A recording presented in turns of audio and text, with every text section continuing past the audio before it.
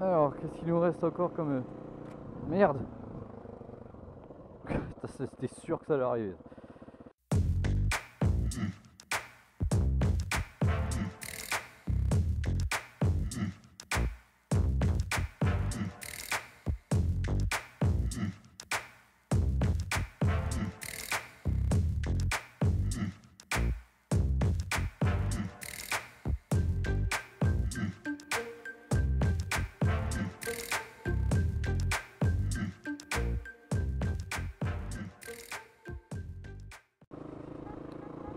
Salut à tous, aujourd'hui on se retrouve pour parler de la WRF 450. Je vous avais promis cette vidéo, j'ai enfin un petit peu de temps libre et ben pour la tourner. Alors avant de répondre directement aux questions que vous m'avez posées dans les commentaires de la vidéo de présentation, elle est un peu dégueu cette phrase. Ouais, bah c'est pas grave, je vais pas recommencer. Je vais juste donc vite fait vous la présenter. Alors je vais la présenter en roulant. D'ailleurs tout comme les questions, je vais y répondre en roulant. Tout est noté sur cette petite feuille. Parce que je crois qu'il n'y a rien de plus chiant de faire une vidéo complète autour de la moto. Je trouve ça plus sympa quand on roule. Donc il s'agit d'une Yamaha WRF 450 de 2010. Là elle a un petit peu plus de 4000 bornes. Je l'ai acheté, elle en avait 3000. Je l'ai acheté avec le kit complet pour la montée en enduro. Enfin, on peut dire que c'est plutôt l'inverse. Je l'ai acheté avec le kit complet Supermoto, mais elle était déjà montée en Supermoto quand je l'ai acheté. Donc moi, j'ai pas apporté énormément de modifications depuis que je l'ai. Le plus gros a été le changement du frein avant. Le plus gros du travail a été le changement du frein avant, tout simplement parce que l'installation d'origine était déjà équipée d'un gros disque, d'une patte de départ, mais avec l'étrier d'origine. Donc autant dire que ça freinait pas les masses. Alors voilà, je me suis fait plaisir, j'ai investi dans un kit Bérenger 4 pistons. Et c'est vrai que c'est vraiment le top du top, quoi. Il y a du feeling, ça freine fort, mais voilà, vraiment le top du top c'est le feeling, quoi. Quand tu prends les freins, tu vois, ça se fait pas de manière violente, ça se fait de manière très progressive, sauf que tu sens que la puissance elle est vraiment là. Voilà, sinon j'ai juste changé les pneus parce qu'elle était équipée de Dunlop Califer, mais les premières versions. Donc autant dire que enfin, moi j'aime pas du tout, j'avais déjà ça sur une moto et je trouve ça vraiment à chier comme pneus. C'est des pneus qui mettent pas en confiance, enfin bref. Voilà, moi j'étais pas du tout à l'aise avec. Donc là je suis monté en Diablo Rosso 2. Pneu que je connais bien parce que c'était la première monte sur la Street Trip. Donc voilà, en termes de modif, j'ai pas fait grand chose d'autre. Là j'ai rajouté un filtre à air BMC. Mais voilà, ça c'est plus des petites bricoles. Alors justement concernant le kit enduro, parce que là on va attaquer les questions, on m'a demandé si justement je comptais la repasser en enduro et faire de l'enduro. Donc quelques semaines après l'avoir acheté, je suis repassé en enduro parce que c'était en plein hiver. J'ai essayé, c'est vrai que c'est plutôt pas mal, mais une 450 c'est quand tu commences l'enduro, c'est peut-être un peu violent, peut-être pas, mais c'est un petit peu gros comme cylindrée quoi, pour commencer en enduro. Et puis bon, le gros point bloquant c'est que je roulais seul, et faire de l'enduro seul, voilà, il y en a certains parmi vous qui font de l'enduro, vous le savez aussi bien que moi. Voilà, rouler seul c'est super dangereux quand on fait de l'enduro quoi. Il se passe le moindre truc, tu te casses la gueule, tu te prends un arbre en pleine gueule, tu peux plus téléphoner, en plus généralement tu roules en forêt, il n'y a pas de réseau. Bon bref, c'est très vite la merde. Donc voilà, donc je l'ai repassé en Supermoto et depuis voilà, j'ai repas d'enduro. Alors j'ai des images, je sais pas si j'en ferai une vidéo parce que franchement c'est pas super intéressant. Tu vois que voilà, tu vois que j'y connais strictement rien en enduro. La vidéo est un peu pourrie, donc à voir. Peut-être que j'incrusterai des petits passages dans des vies ma vie de motard, je sais pas. On verra bien. Alors, il y a une question qui est très souvent revenue. C'est si je comptais changer le silencieux, parce que vous avez remarqué que j'ai le silencieux d'origine. Donc la réponse est non, c'est pas une priorité pour l'instant pour moi. Tout en sachant que les silencieux adaptables pour ce genre de bécane, dans la grande majorité, ne sont pas homologués. Donc ils font un full bordel. Alors, ce qu'il faut savoir, c'est que sur les motos, j'aime bien quand elles font un beau bruit, mais pas trop de bruit. Et là, généralement, c'est des silencieux FMF.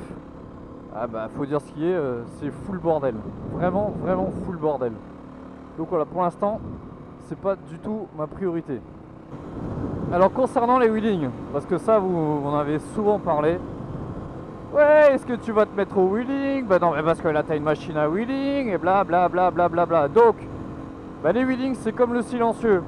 C'est pas ma priorité du moment. Alors bien sûr que j'aimerais bien en savoir en faire.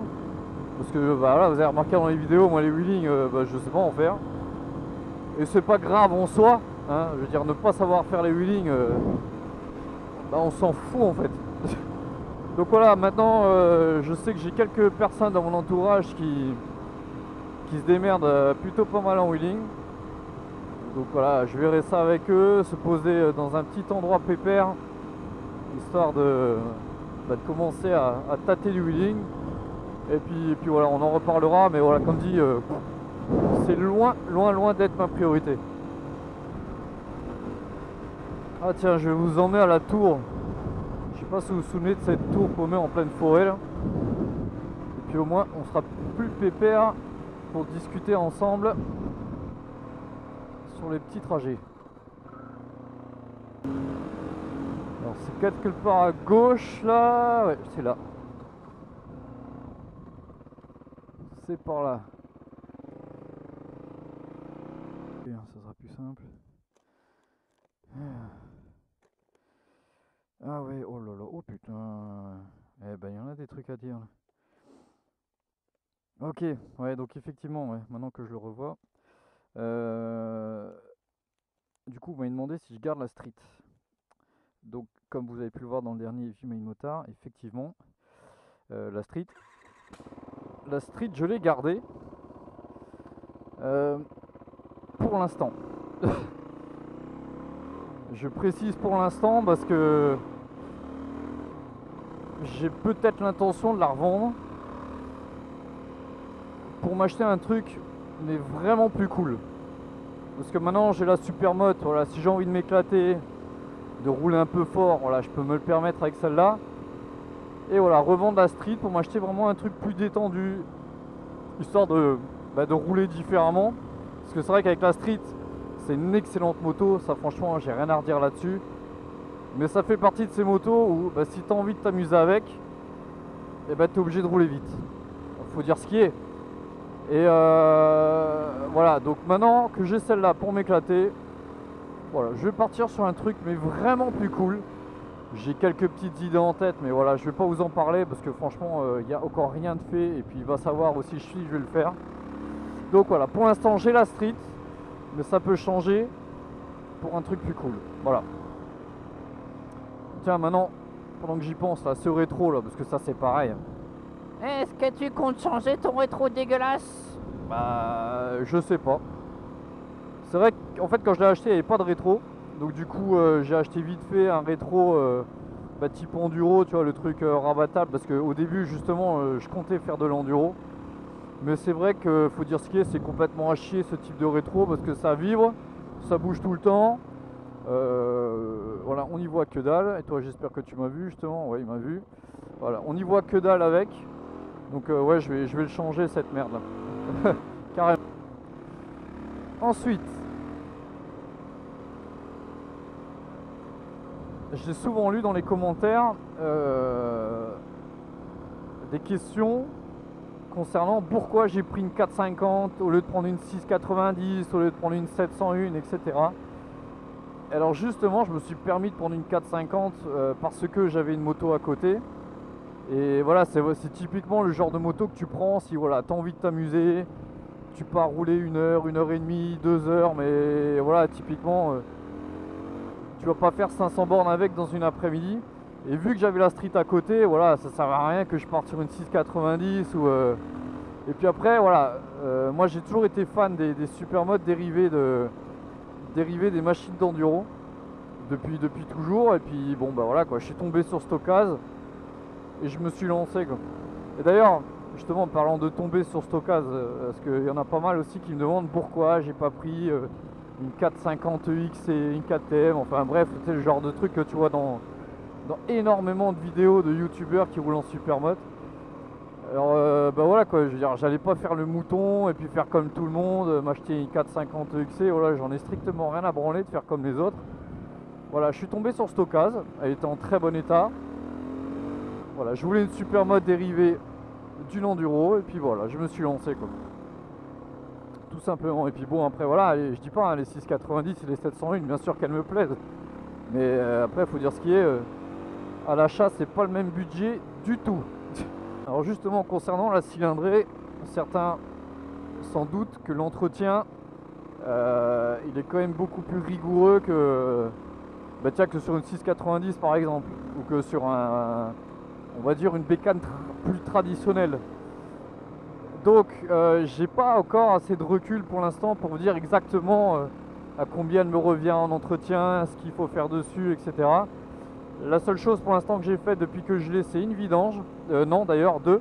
J'ai fait une vidange quelques jours après l'achat, au moins je sais où j'en suis.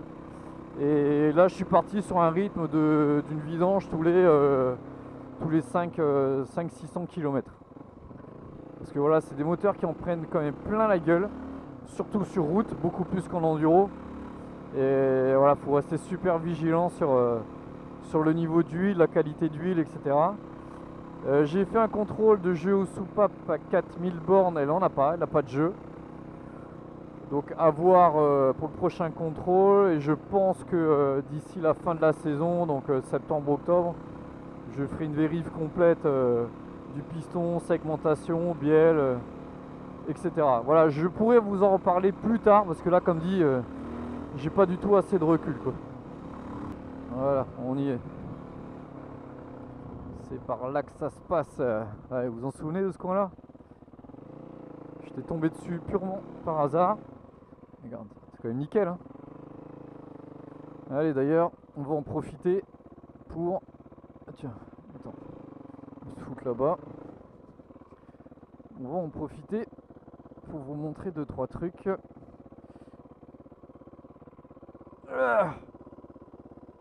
Donc, je sais plus si on avait par rapport à la moto.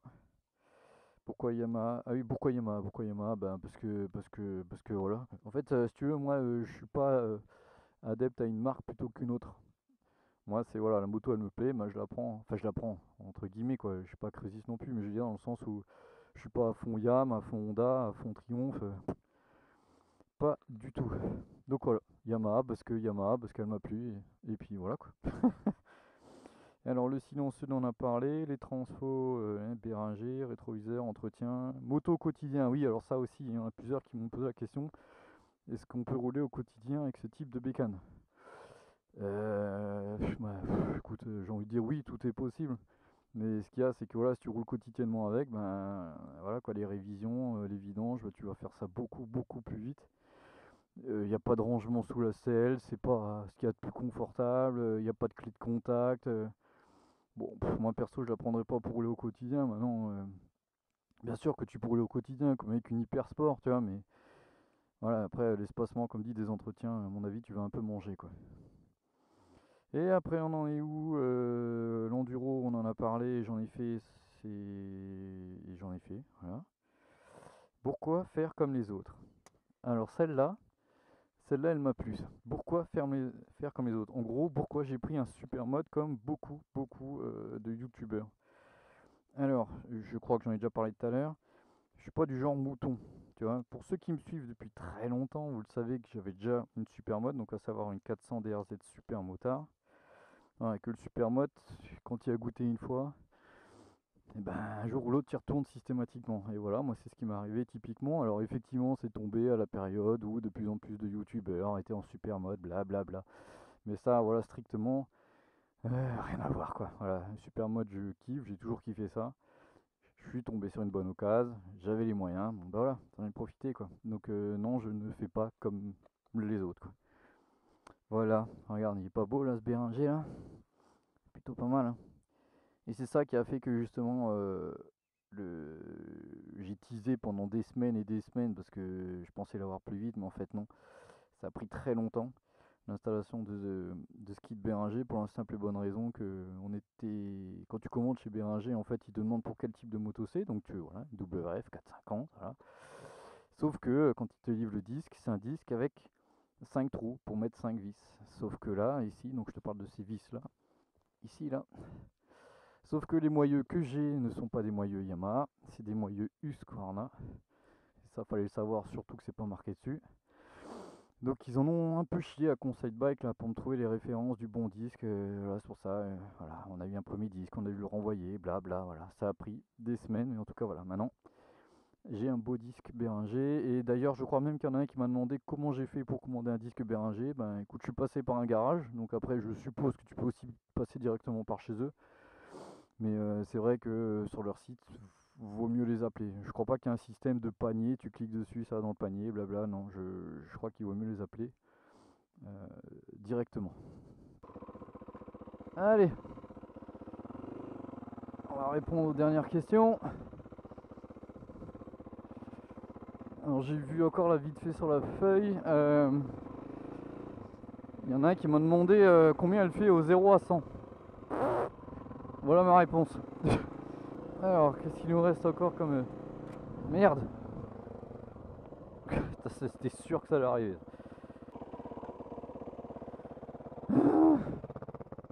Allez. Ah putain, qu'est-ce que c'est top de courir avec les bottes cross. C'est le kiff.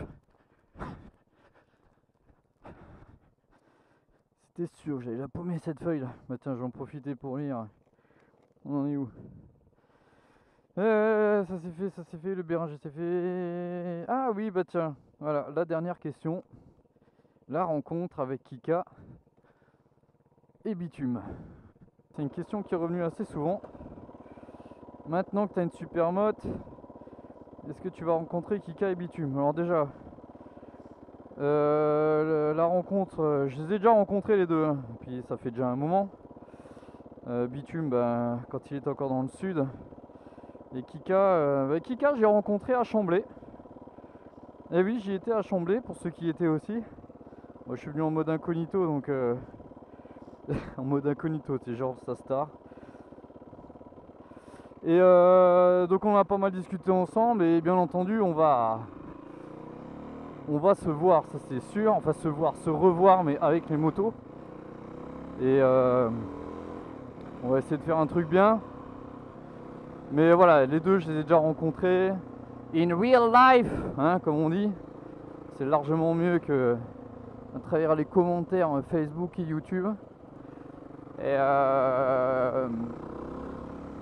voilà, Kika, un mec en or. Hein, de toute façon, voilà, c'est strictement le même gars que dans ses vidéos. Voilà, il joue pas un rôle, le mec il est super cool, super accessible, il se prend pas la tête, très méticuleux, ça c'est clair. De toute façon, ça se ressent dans ses montages. Et puis bah Bitume, que dire? Que dire? Pareil, fidèle à lui-même. Hein. Non mais voilà, Bitume, on peut le dire, c'est presque un ami. Alors Bitume, si t'es pas d'accord avec moi, bah tu le diras dans les commentaires. Hein. C'est presque un ami. Et voilà, donc après, oui, ça fait longtemps, je pense, qu'on aurait déjà pu se rencontrer pour rouler, faire une vidéo ensemble. Ça, on aurait pu le faire si j'étais à la chasse aux abonnés, mais j'ai vu que j'en ai rien à branler. Voilà, on se prend le temps, on se précipite pas. Il y a le téléphone, si on a envie de se parler, on s'appelle, voilà. Mais bon, ça va se faire. On va se voir, on va rouler ensemble. Certainement dans les Vosges, ou dans ce coin-là, les Vosges du Nord du moins. On va se faire un truc sympa. Sinon, bah écoute, quoi dire d'autre qui n'était pas dans vos commentaires. Bon, je sais qu'il y en a certains où j'ai répondu directement. Il y en a certains qui j'ai répondu en commentaire et j'en ai reparlé là en vidéo. Mais bon, là sur cette vidéo, il y a eu un paquet de commentaires. si j'ai oublié des questions, bah, vous m'en parlez dans les commentaires et je vous répondrai. Quoi dire d'autre? Bah, je sais pas. À part que voilà, je m'éclate vraiment beaucoup avec cette moto. C'est voilà, c'est un vrai jouet le truc. Ça pèse, je sais pas, je crois dans les 120 kg.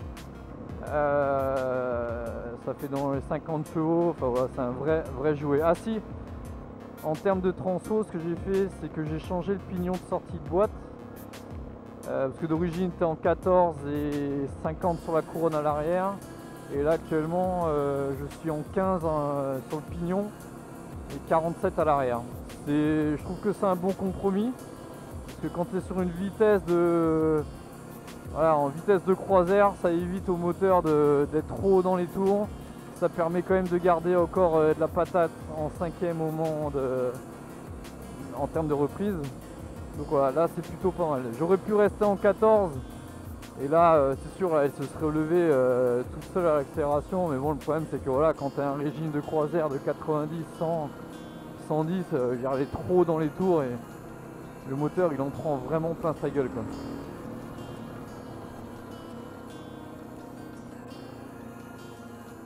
Alors c'est par où? C'est par là.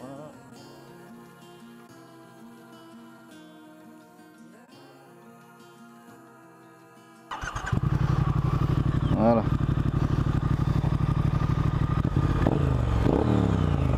C'est kiffant hein.